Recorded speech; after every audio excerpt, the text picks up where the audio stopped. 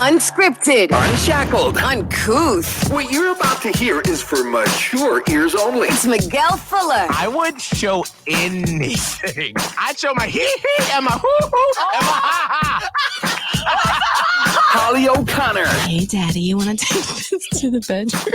And Scotty the Body. I am officially not only the grill daddy, but I'm a hot grill daddy. Oh, wow. It's the Miguel and Holly Uncensored podcast. Only from Hot 101.5. Tampa Bay's new hit music. Well, hello and welcome to Miguel and Holly Uncensored. Hi. Hey. We will be getting to a special edition of this podcast where we're going back in time to, if you remember, if you're what's our geriatric millennial? Oh, wow. Yeah. Is that what we're calling it? That's what you guys are. Okay, Thanks. shut up. It's what it's Shut called. And I know you your guys are born mouth. Like I prefer to be a zillennial. Mm-hmm. Is it zillennial? No, you're a zillennial. I'm a zillennial. I'm a zennial. Mm-hmm. Geriatric. That's what we I are, refuse. apparently. No. Yeah. My discounts. Right? Where's my grandmother? Every time we went to a McDonald's, which I loved, she would hustle up in there, short little Italian lady, and she'd be like, "Where's my free coffee for seniors? My free coffee for seniors. I have my golden Buckeye card if you want it. My coffee for seniors." Every time. Please believe Get what you deserve. when I get to that age, I will be asking for everything free. I mean, I'm already the guy that signs up for every freaking retail email so I can get free desserts or appetizers on my birthday. So Yeah, many you do. emails, though. I know, it's really hard It to is. wade It's- through them. I mean, it's literally a trade-off that I have to go through because 11 months out of the year, it's annoying. And then as soon as August hits, it's like, it's your birthday month. Come get your free cookie. A free cookie. And I'm like, yes, girl. Because like some people do it when the month starts. Some people do it on the week of your birthday. And some people do it on your birthday. Yeah, So I'm eating free all month long in August. yeah. It's true. It's a good thing to have. I do it for like Victoria's Secret and stuff. And I'm Mhm. like, hey, angel points on my birthday. Like, Absolutely. You do it. But if you remember back in the day, Conan O'Brien, when he had his late night show, I don't remember what the bit was, but he would be like, in the year 2000. Oh my God. I did forget about that. And then I don't remember. And then like it would be whoever guest special was on there, and then they would have a flashlight over their face, and I guess talk about things that they thought would happen in the year 2000. Oh, wow. So anytime I hear 2000, that's what I think of. But I say all that to say we're going back to the year 2000 with Holly's journal from back in the day. Yeah. But before that, we did get a really cool email from Brianna Phillips about the podcast. She said, hi, Miguel. So proud to be of the Platypus Posse. I just wanted to say I absolutely love the Uncensored podcast. I've been listening to you, Holly, and Scott on the radio for a long time and discovered the podcast this year. Late bloomer, I know. I love how transparent you all are with your lives and appreciate you all allowing us access into them because that's not always easy. You help open my eyes up more to understanding Black Lives Matter and appreciate your perspective on it as well as your opinions on events in general. I also love how easily you make me laugh. Side note, I think you and Abe are the cutest couple ever and look forward to hearing about your wedding. Oh. I love what an absolute badass Holly is and have total respect for her rational, open-minded way of thinking. Like you, she always makes me see things in a different view. She also should know what an amazingly wonderful mother, friend, and overall human being she is because because it feels like she needs that friendly reminder sometimes. I also love her Harry Potter obsession. #Gryffindor. Oh. And last but not least, Scott. What can I say about Scott? His optimistic outlook on life brightens my entire day. He has so much energy in life to him. It's contagious. I relate to him losing his mom, having lost mine at 18. And despite that and his other struggles, he shows up with an infectious smile on his face and the most beautiful spirit I've ever seen. I love all that you guys have to say and look forward to your podcast each week. Keep up the great work and don't let the bastards get you down. All Love, right. Brianna, Plant City. Holy Hey. crap. I'm going to put that on a wall. Right? You should Wow. print that out. I will print it out. That's and good. Put it in the office. I love that. She's right. I do need reminders. Yes. Sometimes I just feel like I'm just going and I'm like, I just say a lot of words sometimes and I don't know if they land. Well, that's the thing is, when you do if you are a musician or a actor on a stage or even, movies, those performers get accolades like as soon as it's over, like when you're off applause. when you're done, you get applause from the audience. Yay. You bow your head. Or when the talk show's done, the producer's like, good job today, Oprah, good job.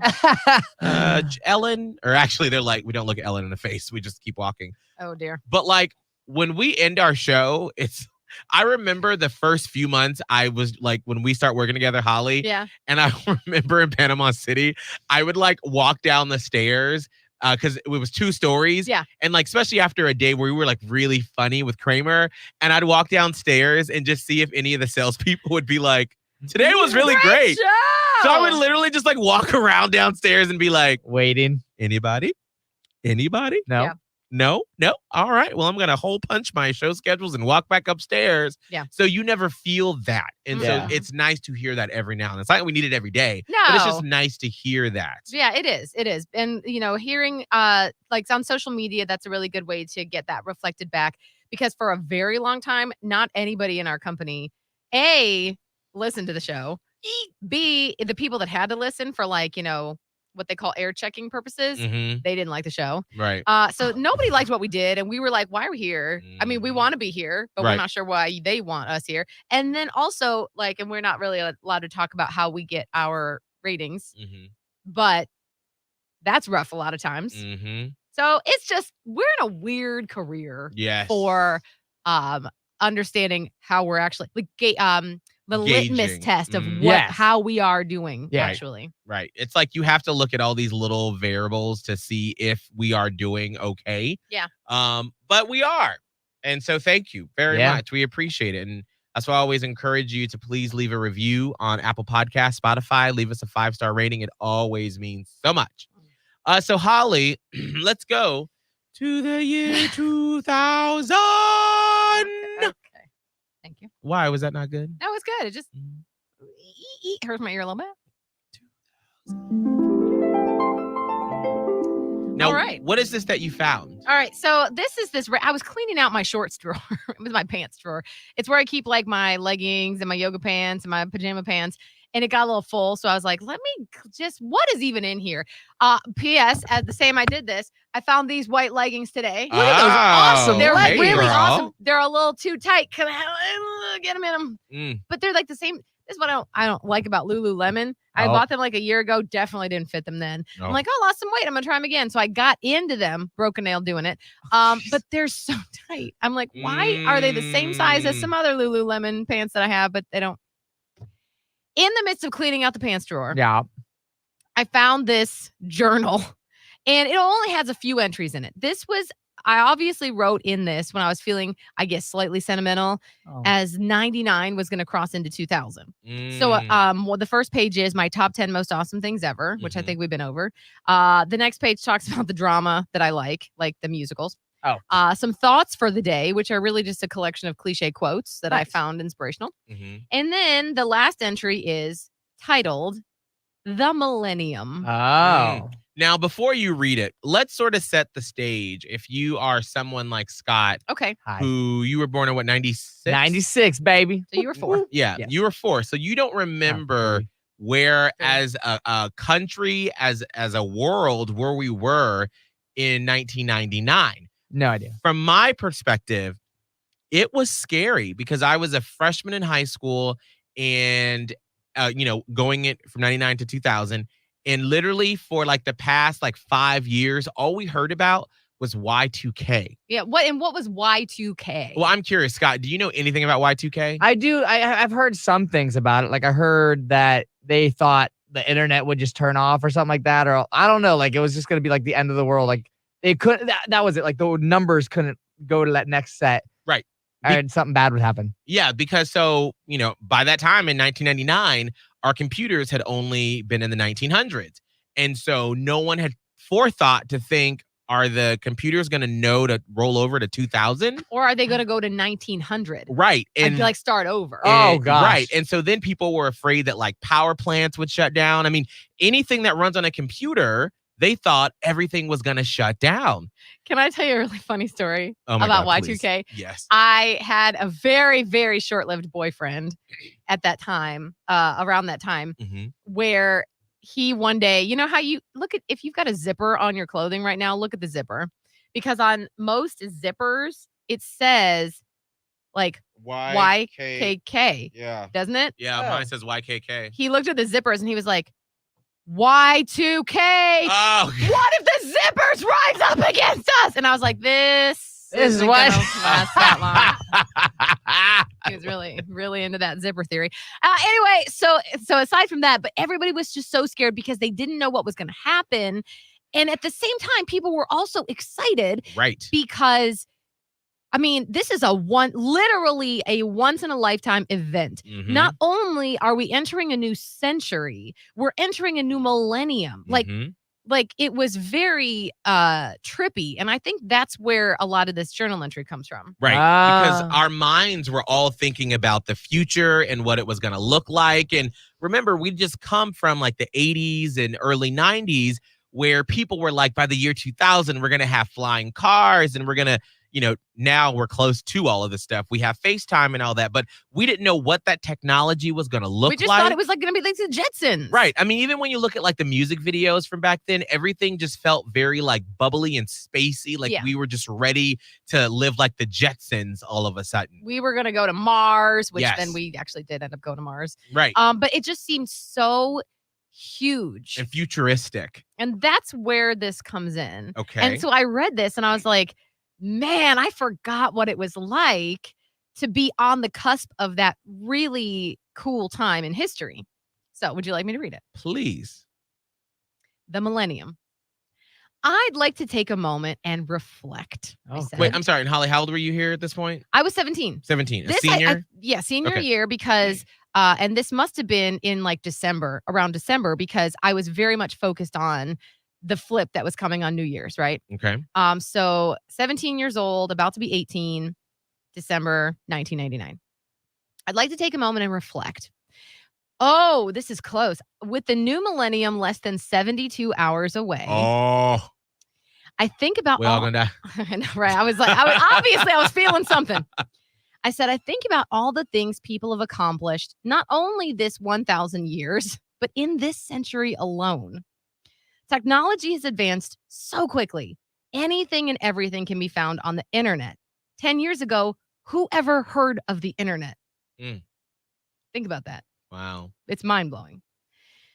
I was born before cell phones and pagers and internet and computers in every house. Now I take all these wonderful inventions for granted. Nana, which was my grandmother, Nana was born in 1920. Who even heard of TVs or even Advil back then? No one. Mom was born in 1948. The best medicine available was penicillin. Pictures and movies were black and white. Everything has evolved into such a user-friendly, updated world. One can only wonder what kinds of things will take place in the new century and millennium. Tell that Holly to stay there. Instagram's coming, girl. Twitter's coming. Facebook's coming. The TikTok is gonna get you. Amazon's gonna take over your bloodstream. Oh my God. Like this poor sweet girl. Wow. This is fascinating. Isn't it? It really is. Let's see. In the new century millennium, I feel extremely privileged to be living in such a spectacular time.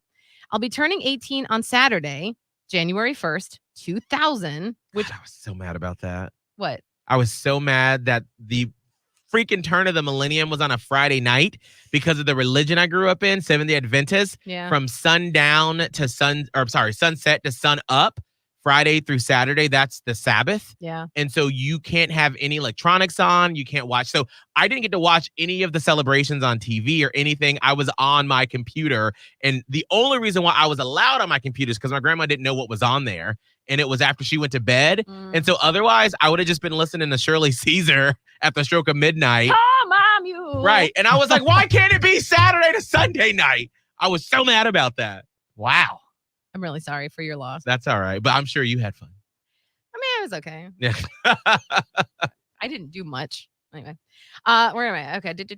I'll be turning 18 on Saturday, January 1st, 2000. I felt like, by the way, another side tangent, I felt like that was destiny. Like I was going to be 18 on the first day of the new millennium. I was like, my mind was blowing. So that's where I think this came from. Yes. I go on to say, how special is that? Yeah. I'm just beginning my life in this quickly growing age of information. Everyone is so excited to be part of this. What I'm trying to do is remember 40 or 50 years down the road how absolutely important this event is. I actually just realized myself how special we are. Everyone is so caught up in the media hype about 2000 that we forget to just step back and take a look at what's going on around us. Ooh. The U.S. economy is going well right now, and we can only hope it will continue to. Poor sweet girl. Well, just about 8 years later. Yeah. There is no big war going on. Oh, wow. Yikes. Look and at I'm that. thankful for it. Uh, There's no set pattern on what's hot in music. Everybody listens to what they like. As we start the new year, we need to look forward to the future, live in the present, and glance back at the past every once in a while. This way, we can learn from our mistakes and repeat our successes. I hope for peace and prosperity.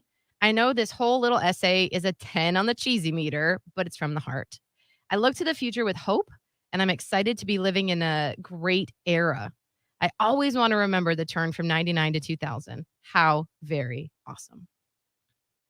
Dang. That's it. look at that. Holly O'Connor at 17. Yeah, 17. Still having, you are the same person in the way that you feel, in the way that you observe life. Yeah, right? It's really interesting to see how that has been your core. You've always been a curious person who can stop in a moment and soak in the gravity of the situation. Always. And I say that, and I forget this, but then like when you think about like periods of time, I didn't know that it was going on at 17, that I was so apt to want to stop and soak in a moment. Yeah. Mhm. But it even happened a lot in college when, I couldn't figure out my friends, because when we would turn 21 and we could go to the bar and stuff, we would go. But my roommate Jessica would be like, Guy, I have got to study.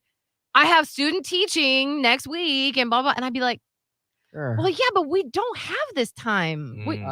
I was like, you don't get to do this 2 years from now. Like, Nope. what do you just come to the bar? Mm. And she wouldn't.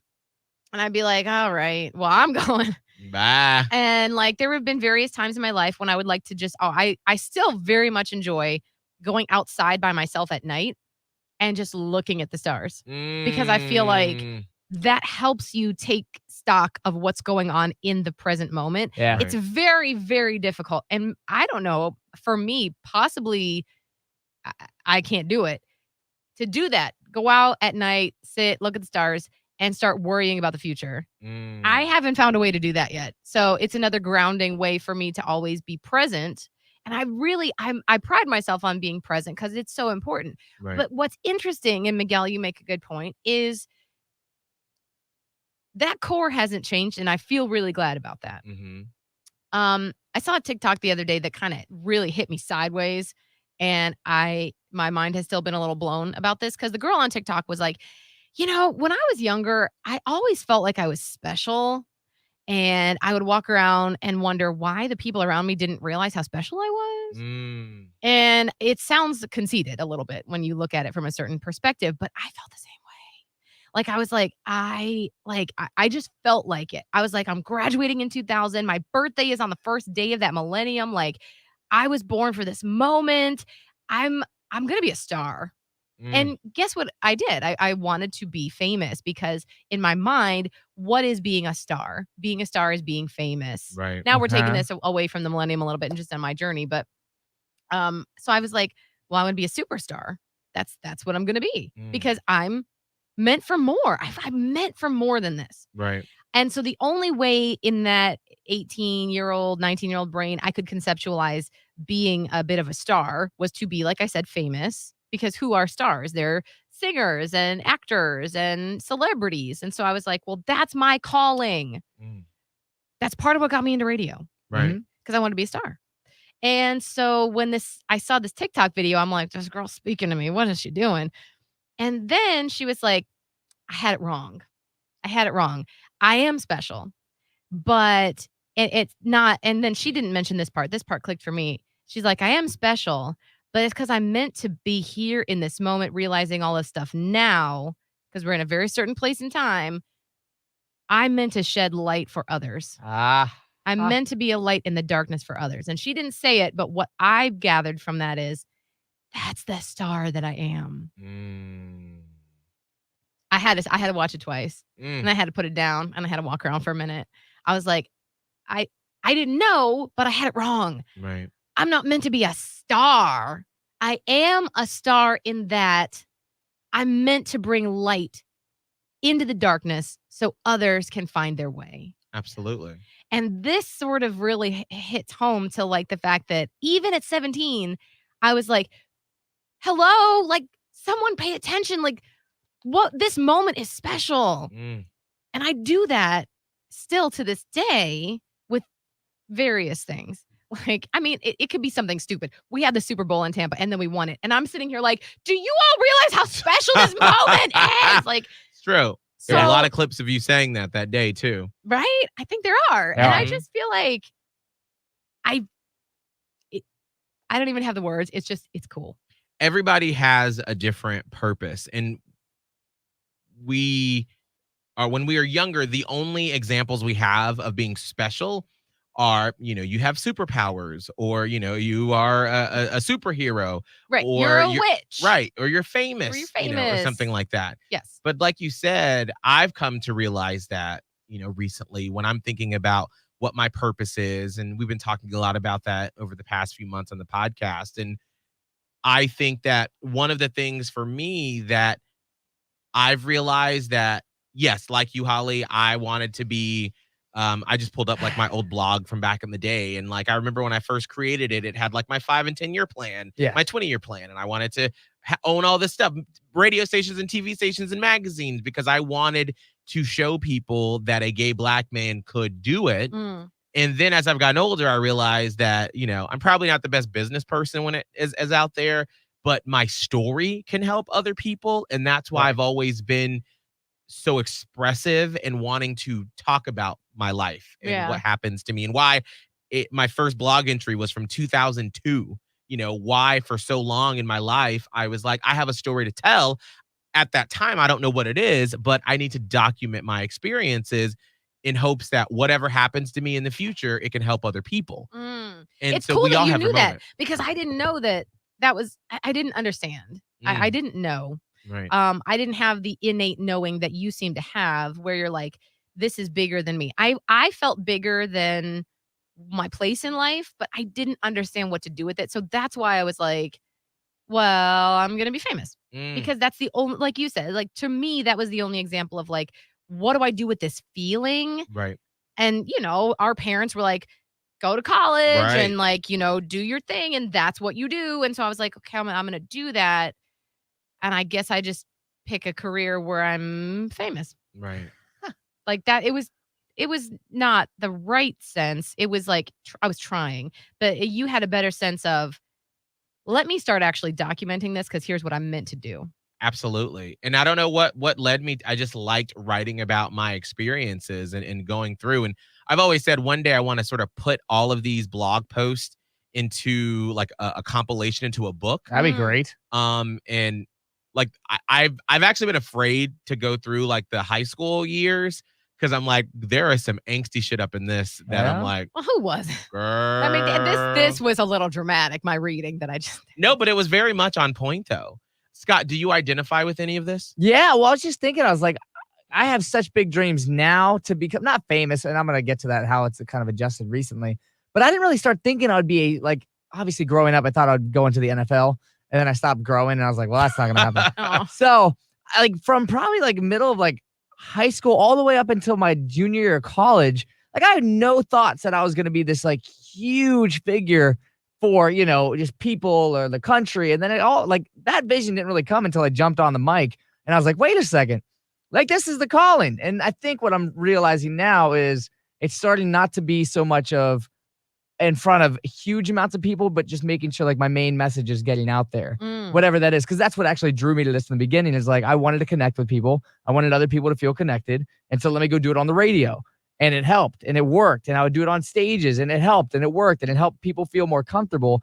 And I'm realizing that now as I'm going through life and I'm starting to picture just like, what do I really want this thing to look like? Do I want to be at the very top, but not getting to experience all of the life I possibly can? Or could I do it at a different level or a different way where I get to still live life, have all those experiences, but connect to people in different ways? And so that's the transition I'm going through now because it was never, I'm going to be a star, but I do have that feeling where it's like, I know I'm made for something bigger, whatever that may be. I don't know if it's supposed to be on stages for thousands or in front of thousands of people around the country, or it's another route, but it's that balance now of like, wait, I got to remember my main message was just to get on and help people. I wanted to help people like me who are in very similar situations and like share my story and help you feel better about your own life and help each other. And that's kind of where I'm grounding myself now, where it's like, wait, the goal actually isn't really to become, if it happens, whatever. The goal isn't that. The goal is to, continue on that path of just being there for other people. I find it interesting.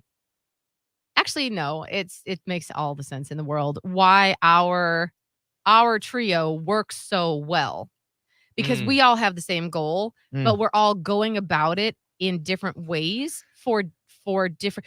At the end of the day, we all want to serve. Right. We all want to help people, but we want to help them in different ways. Yeah. And we go about it in different ways, but it's just some people may connect in a different experience of that.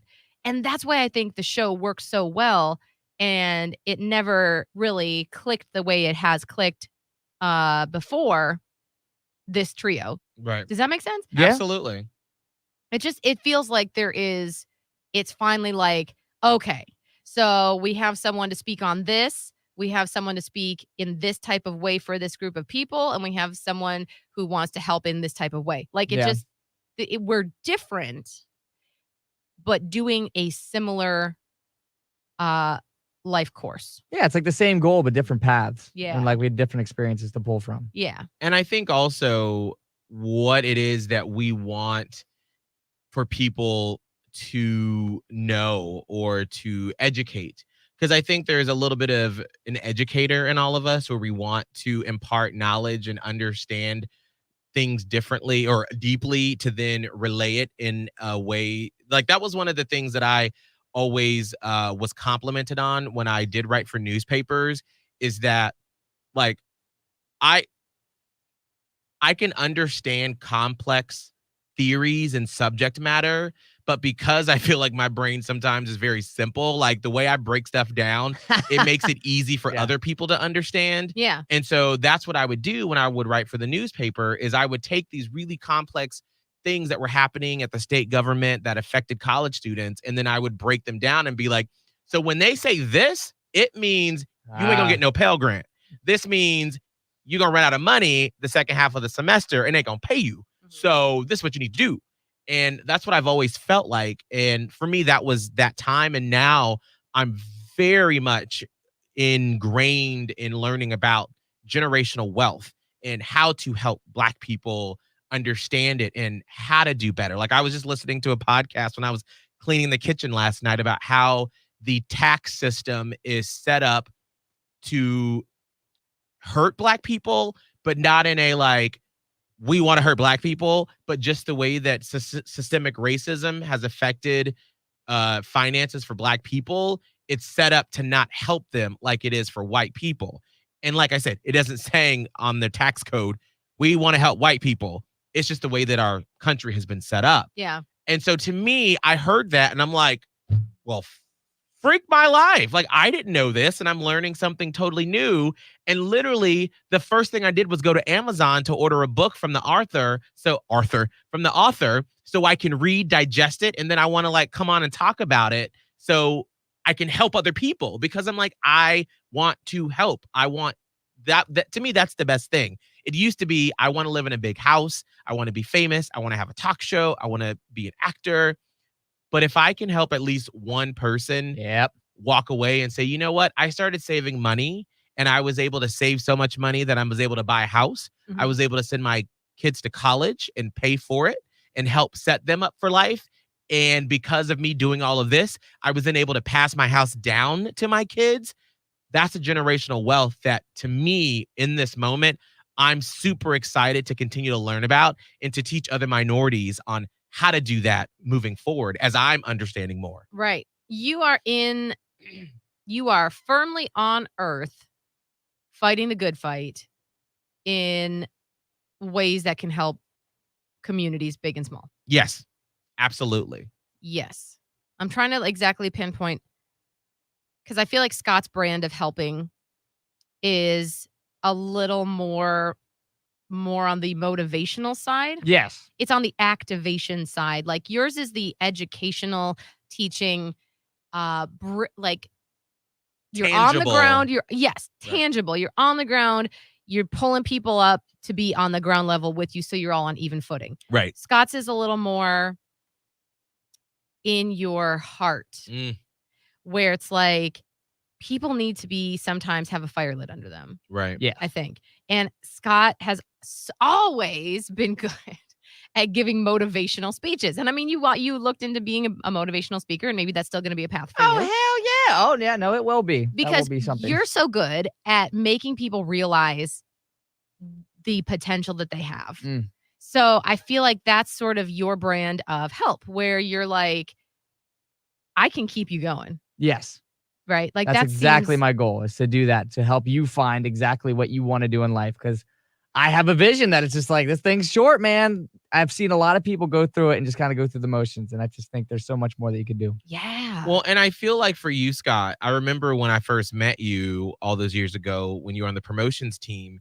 And I remember thinking on the surface, because I said this to you, you're an onion. Yes. At that moment in time, you'd come from a very especially from my upbringing, Yeah. a perfect childhood, like both parents, a brother, nice house, 2 cars, football team, college. I was like, your life could not be more perfect to set you up for success. Yeah. But I was like, there's more there. And then you have suffered and gone through incredible, painful losses in your life. It's like that. If there is a positive to come from the negative, that is setting you up to understand that sort of grief. So not only are you great at motivating people, you can empathize with their grief to then motivate them to work through the grief. Yeah. And so there's several different intersections that you're working with, in whatever you end up doing later on in life. Yeah. And I mean, I think that's the goal at the end of it, is to just help, again, my experiences. And I think all of us here, and just taking that and just showing you, it's like, that's what I want to help you with. It's just, you've been through something similar to me. We could get through this together. There's something greater. It doesn't just stop now because it feels like the world has crashed upon us. Like, there's another step you could take. And I hope one day to continuously help people take that step, because I'm still trying to figure out how to take mine now. And I think for you, Holly, you have just stumbled upon what to call it, but it's always been there when it comes to mental health. I think for you, when I think back to when I met you, in 2008, I remember thinking you are one of, if not the best listener I have ever met in my life.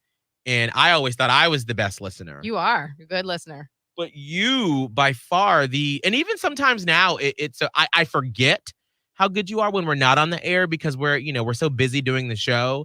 And there'll be times where, we'll be done with the show and we'll be talking. And I'm so used to being around people that, they care, but they're not great listeners. And so it's sort of like one ear in, another ear out, and not really in it fully. But when you commit, you commit. And so I think for you, your empathy, your empath abilities with now over the past couple of years, mental health, I really, really feel like if you're not, after we're done with this whole radio journey, whenever that is, if it's not being a psychologist or a therapist, it is being some sort of life coach on a podcast, on a stage, on a performative way to show people that it's okay to talk about things and to listen to other people. Yeah. And I feel like that area is where you finally found your calling and what all of these things that we just, taking it back to the beginning about how you were able to soak up the moment. You can teach people how to do that and not just go to work, take care of kids, cook dinner, go to sleep, and then all of a sudden 20 years have passed by. Yes. You can teach people that for your mental health, you've got to take everything in and soak it up. Yeah. Yeah. I would love it. And my one big thing is like trying to share my ability to dig deeper and truly understand someone. I love peeling back the layers of the onion, as you will.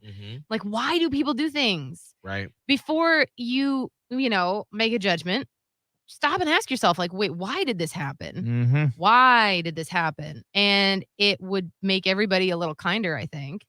But also, I just feel like there is more to explore, like in the upper levels of, what does it all mean? Like, what are we doing? And when I listen, and this is the thing, I consider myself a good listener, but and this is just me, but maybe I can like help teach people this. I don't know. When I listen, because I have been known to be sometimes not a great listener. If there's a lot of activity around me, I can't focus. Oh, no. Yeah. You are a one-on-one. I cannot. You're not a group. No. No. Why do you think I forget things in group situations? Because it's so much information. It's overload for me. And I basically just blank out. But if I'm one-on-one with someone and you have my attention, not only am I hearing you, I am feeling you. And that's why I understand people so well. Not only am I hearing the words that you say, I am hearing what you're not saying. I'm feeling what you're not saying or what you or the way that you may be saying it. And so I know. I just know. And that helps me understand, which then I'm like, oh, well, here's what we're dealing with, which is why I find it tricky sometimes to go through my DMs. Not if it's just like a one-off, like haha or whatever. I'm like, yeah, hearts, whatever.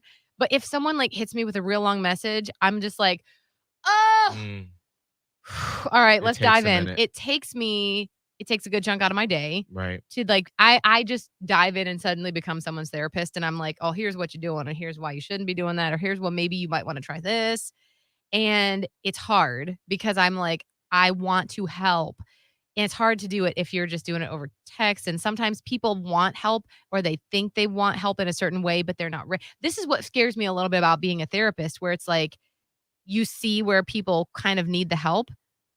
And if they're so against figuring out the help, I don't know what to do with that. Right. And that's where I come up into some of the biggest roadblocks and the biggest frustrations in my life for me.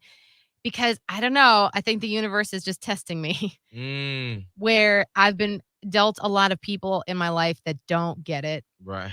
They don't get it. They don't want to get it because they cannot. It's too much. It is a lot. But in my opinion, it's better to know. Absolutely. And so I've been dealt a hand where I am forced to deal with people that don't get it. And I'm like, but I want to help you. Like, let me help. That's so hard. So hard. So maybe that's just my path to learn. Not everybody can get help. Not everybody wants it. Not everyone needs it. I can't help everybody. But for those that want and need, like let's go up to the stars. I got it. I will help you. I will feel you. Let's do this journey. Let's go to the year 2000. Thank you, Conan. Before we go real quick, Scott, pull up my computer real quick. I think I have found just one before. I know we got to Jack go. Black, let's all of the Yankees and Braves. Right. Year 2000.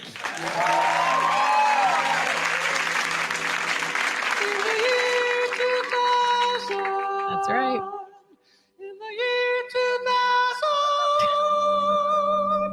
Conan O'Brien, so Yeah. weird. I love it. All right, Scott, what's your social media? At Scott Tavlin, SCOTTTAVLIN. Holly. Radio Holly, TikTok, Twitter, and Instagram, because that Facebook-ish pissed me off. Miguel Fuller, MiguelFuller on Instagram, TikTok, all the fun places. And make sure to send me an email if you want some Miguel and Holly stickers. Miguel at hot1015tampabay.com. Oh, and we are going to have Stacy on Friday, the medium. First person to email me who wants a reading on the show will get it on. Miguel at hot1015tampabay.com. And everyone else, I'll respond and say, I'm sorry. Maybe next time. All right. Make sure to leave us a rating, 5-star rating. We appreciate it. We'll see you next time. Bye. Catch up with the previous episodes of the Miguel and Holly Uncensored podcast from Hot 101.5. Just hit up the Hot 101.5 app, Spotify, and Apple Podcasts. Search Miguel and Holly Uncensored.